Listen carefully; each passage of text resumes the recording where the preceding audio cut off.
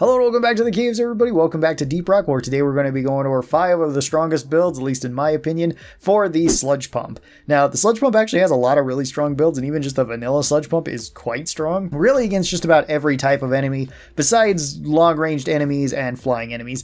It can be really strong against them, so long as you're fighting within a smaller cave, so that you can still hit them normally, but once you get to a big open cave, then the Sludge Pump can be a little bit more awkward. Let's start out with our very first build, which is actually going to be the newest build. This is the Combustive Goo mix with Heavy Hitter on the EPC. With this brand new overclock, what you can do is all of your goo becomes explosive, assuming that you light it on fire. It no longer sits there and lingers and burns. It instead explodes, deals damage to everything in the nearby area, and it can chain to multiple other puddles of goo. So generally the way that I build this is just more puddles of goo. That way I can just throw out a bunch of them. You could build this for single target damage though too. It works really well for that, especially on Dreadnought missions, because you can still explode it wherever you're shooting it. You are kind of limited to the EPC though as a secondary, since that's really your only source of fire. The microwave gun and the Sabata don't have fire on them, at least as of right now. It's also important whenever you're using the combustive goo mix that you don't necessarily always need to be exploding this goo.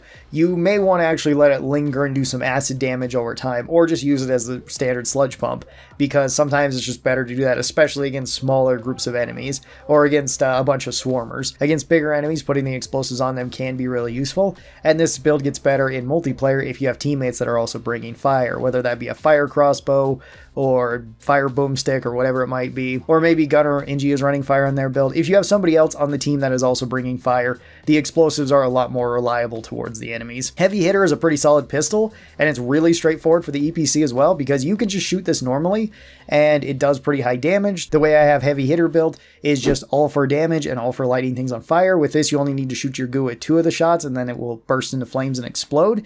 You can also use this just as a standard plasma pistol. You basically never want to be using the charge shot from it, because you don't really get much out of it. Heavy Hitter is all for just the standard damage of this. It also builds up fire on turrets really fast. You can use this on any of the robot missions really well. Moving on to our second build, we're going to be using the balanced overclock Disperser Compound. This one has always been solid on the Sludge Pump, and this one just makes it so you get more AoE, you get more fragments, so you can cover even more area. The way I have this built is just all for area coverage and slowdown.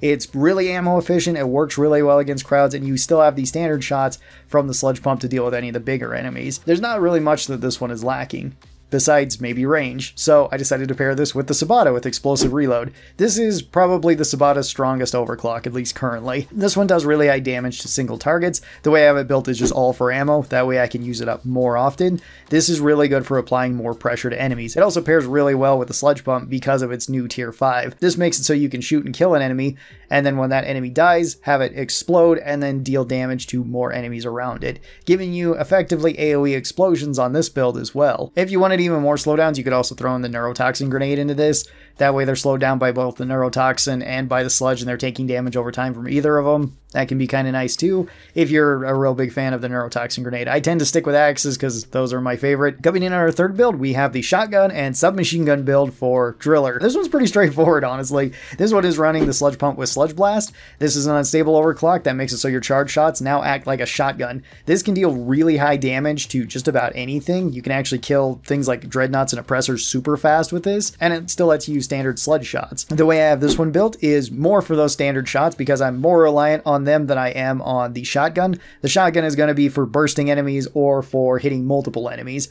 You do kind of want to be jumping up when you fire this, or fire a little bit above the enemy that you're trying to hit, or group of enemies preferably, because the sludge blast from this can kind of go all over the place, and sometimes your shot just kind of goes wide and you miss a decent amount of it. Or if all of your sludge pellets hit the same enemy, then they don't really have a way to go over to the next enemies.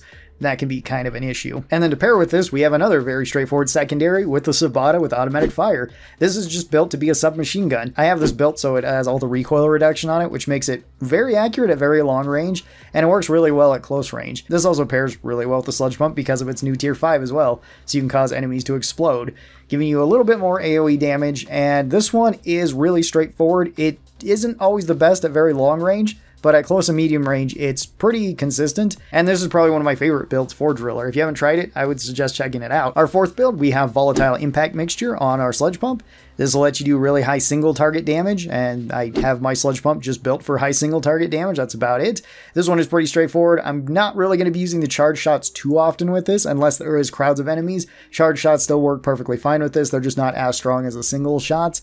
But if you see crowds, you might as well take advantage of it. And same with if you get to low amounts of ammo with the Sludge Pump, you can still cheat out those shots because it will only consume what's in the gun and not your spare ammo. For a secondary, I'm pairing this with Persistent Plasma. That will give me a little bit more AoE damage. Persistent Plasma I just have set up for an EPC mining build. This is a really strong build overall. It's really good for slowing down enemies, dealing damage over time, and the actual explosion from the EPC does a ton of damage to pretty much everything. It's also just super convenient as a tool for mining materials out of the wall. And then for our fifth and final build, we have a more straightforward build for the Sludge Pump. For this, I'm going to be using AG Mixture, and I'm going to be building it for longer ranges.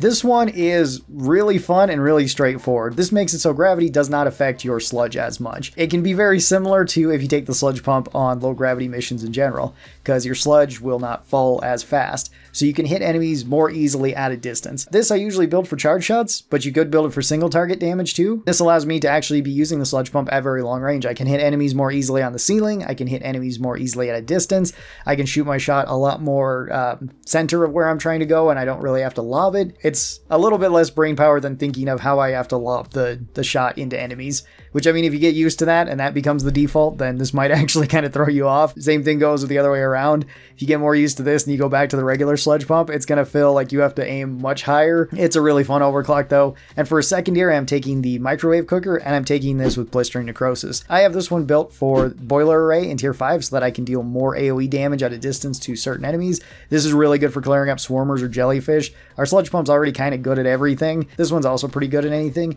And you could, instead of taking Boiler Array on this, you could also take the Catalyst on this so that you can deal damage to enemies and deal damage over time thanks to the neurotoxin. That's a perfectly good strategy. I like Boiler Array a little bit more with this one, just so that I can clear up things like jellyfish. It's really nice for picking them off at a distance. These 5 builds are really strong with the Sludge Pump. I'd recommend you try them out. I've played with them all the way through Has 5 and Has 5 Plus with a bunch of different modifiers on them. They all work just fine. The Sludge Pump is really good just by itself. Even the vanilla Sludge Pump is really good in Deep Rock. Hopefully these builds can help you out a bit though. Thank you guys so very much for watching this. I hope that you guys enjoyed it, and I'll talk to you next time. Bye-bye!